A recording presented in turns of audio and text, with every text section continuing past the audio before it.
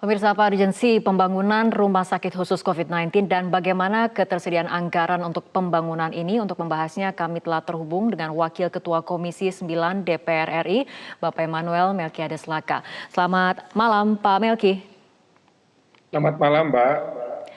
Ya, pemerintah memiliki rencana untuk membangun rumah sakit khusus COVID-19. Bagaimana parlemen ataupun dari DPR melihat rencana pemerintah ini? Apakah Anda melihat ada urgensinya pembangunan ini? Kami apresiasi langkah pemerintah mengambil langkah-langkah cepat dengan penanggulangan wabah coronavirus. Salah satu apresiasi adalah rencana pemerintah untuk membuat rumah sakit khusus itu terpisah dari di tempat yang betul-betul khusus untuk pengobatan dari penyakit bahaya, termasuk dalam hal ini adalah COVID. Nah, langkah ini dipersiapkan sejak lama ya. Ini walaupun agak terlambat tapi langkah yang harus dilakukan.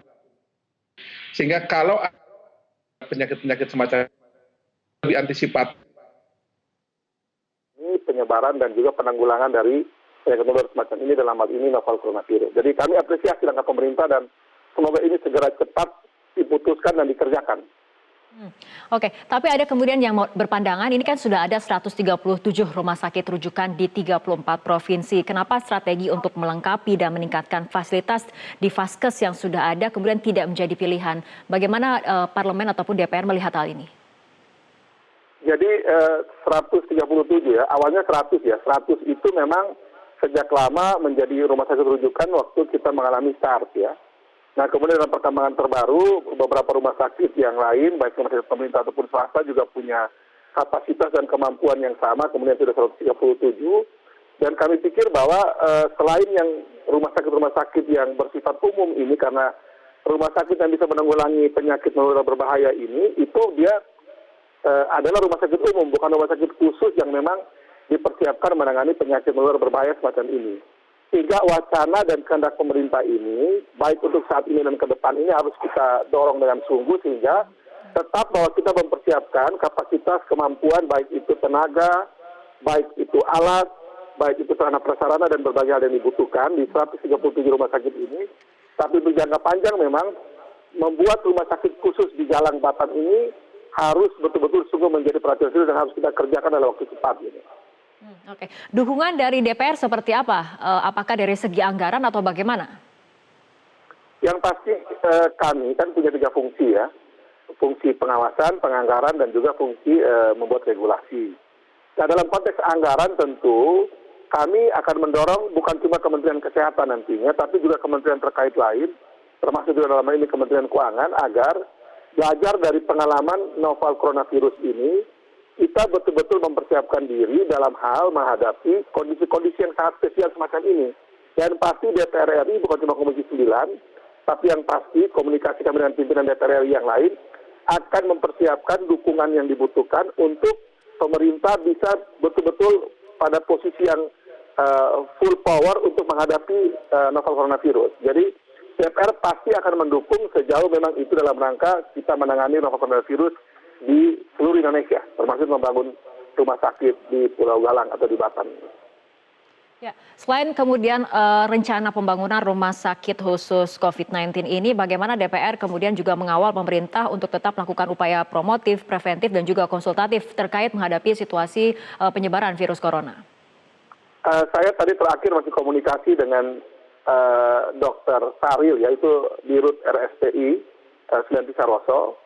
Misalnya perkembangan day to day dari pasien kita ini juga kita pantau. Ternyata misalnya 2 orang yang terindikasi positif yang disebutkan oleh Presiden itu per 6 hari setelah dirawat di sana itu makin membaik kondisinya baik ibu maupun anaknya, dan mereka tinggal dicek kalau 2 kali itu negatif berarti sudah bisa untuk pulang dan dinyatakan sehat. Jadi kami sendiri baik itu case yang sudah muncul dalam hal ini sudah positif maupun dalam rangka deteksi terhadap yang sudah misalnya diindikasikan punya gejala klinis, termasuk pencegahan juga itu, kami bersama pemerintah itu komunikasinya intensif sekali. Pak Menkes dan juga berbagai dirjen yang bekerja untuk ini, saya lihat mereka juga kerja dengan kekuatan yang full ya di lapangan. Dan sampai dengan saat ini juga kami ngecek ini karena seluruh Komisi 9 lagi reses di seluruh Indonesia. Di laporan grup Komisi 9 itu saya lihat bahwa seluruh rumah sakit di Indonesia ini juga mempunyai kesiapan yang sama untuk kemudian kalau andai kata ada kejadian di daerahnya itu juga mereka mencoba untuk berkontribusi untuk menangani persoalan ini dengan baik gitu. Jadi seluruh perangkat kesehatan negeri ini baik dari Kemenkes dan jajarannya di pusat sampai ke daerah, saya tadi misalnya mengecek di puskesmas di Kumana di Kota Kupang.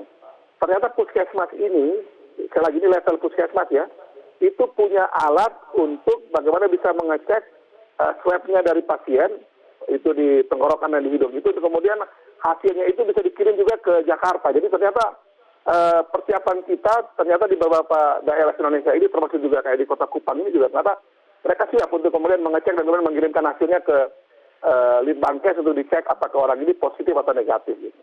Artinya komunikasi antara pemerintah pusat dengan dinas kesehatan yang ada di daerah ini kemudian berlangsung kemudian kondusif seperti itu agar semua daerah siap. Tapi untuk dari DPR sendiri pemilihan kembali pada rumah sakit khusus COVID-19 yang akan dipilih di Pulau Galang Batam sendiri, apakah juga sudah dikomunikasikan dengan DPR? Sejauh ini memang kita komunikasi formal di sidang ataupun pembahasan di DPR tentu belum ya. Kami ini memang berapa kali itu karena ini situasinya bukan situasi biasa, karena ini situasi darurat ya. Tentu langkah-langkah cepat dan strategis yang dilakukan oleh pihak pemerintah, sejauh itu dilakukan mungkin lebih awal, tapi kemudian kami dikomunikasikan, baik di Komisi 9 maupun dengan komisi terkait termasuk dan pimpinan DPR. Intinya adalah kalau ini untuk kepentingan bangsa negara dan ini untuk kepentingan penanganan novel coronavirus ini, DPR itu pasti akan memberikan dukungan, karena ini kita tidak bicara lagi perbedaan politik atau apapun, tapi ini sudah bicara soal kemanusiaan dan kepentingan bangsa negara gitu. Jadi DPR kami pastikan baik di fraksi-fraksi maupun Komisi 9 dan pimpinan DPR itu akan memberikan dukungan penuh bagi pemerintah untuk menggunakan segala daya yang dia miliki. Tentara, polisi, BNPB, Kemenkes, seluruh pihak termasuk sampai kami juga mengusulkan RT RW juga digerakkan semua untuk bagaimana bersama-sama kita bergandengan tangan menghadapi penyebaran virus corona ini. Artinya dari DPR merasa bahwa pembangunan rumah sakit khusus COVID-19 ini memang urgent untuk kemudian dilakukan dan langkahnya diambil oleh pemerintah mengingat bagaimana situasi kesehatan global saat ini? Ya, tentu kan seperti saya sampaikan, setiap rumah sakit yang sudah menjadi rujukan ini tetap kita persiapkan yang tadi itu alatnya, tenaganya dan berbagai kebutuhan yang dibutuhkan.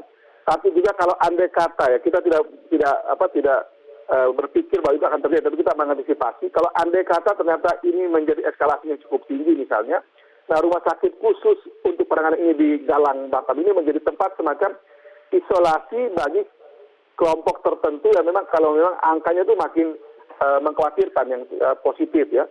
Tapi memang dengan cerita tadi dari Pak Saril dari Dirut Rumah Sakit Sarwasa tadi itu, kami cukup yakin bahwa kalau andai kata dia lebih awal cek dan diketahui bahwa dia positif dan ditangani oleh tenaga medis kita dengan baik, sebenarnya pasien-pasien yang sudah positif sekalipun juga, kalau memang kondisi tubuhnya itu dia tidak mengalami sakit-sakit kronis yang berbahaya ataupun penumpukan penyakit yang dialami oleh dirinya, novel coronavirus ini sebenarnya bisa disembuhkan juga oleh antibodi dari dalam dirinya seperti itu. Oke, Pak Melki, tapi kemudian juga ada pertanyaan mungkin bagaimana kemudian perpindahan apabila kemudian pembangunan rumah sakit khusus COVID-19 ini memang didirikan dan kemudian sudah selesai dilakukan, bagaimana kemudian perpindahan pasien yang memang suspek ataupun positif COVID-19 ke rumah sakit khusus ini yang kemudian juga pertimbangannya harus betul-betul difikirkan dengan matang perpindahannya. Nah, kalau soal teknis semacam ini, kami merasa yakin bahwa pemerintah pusat dalam hal ini TNI ya, karena waktu di Natuna juga kami juga ikut mengecek di Natuna, waktu juga pada saat kapal yang di Surabaya ini kapal rumah sakit kita juga itu saya juga ngecek bersama Panglima TNI dan Pak Menteri Kesehatan Pak Terawan.